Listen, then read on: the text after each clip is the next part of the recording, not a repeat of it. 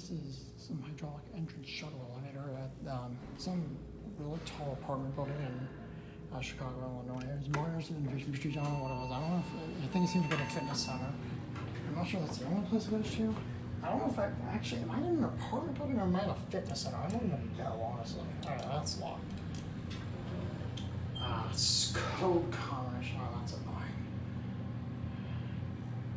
Honestly, if 3 is locked, this whole elevator is probably locked. Oh, no, 3 is open. Okay. Ooh, nice try, car.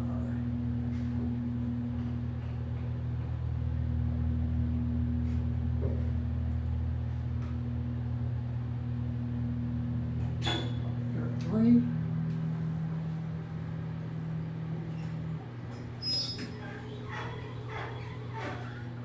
Oops. Yeah, I think this was a Series 1 originally. I think it was Otis. That's on 1. Oh, what all works, okay.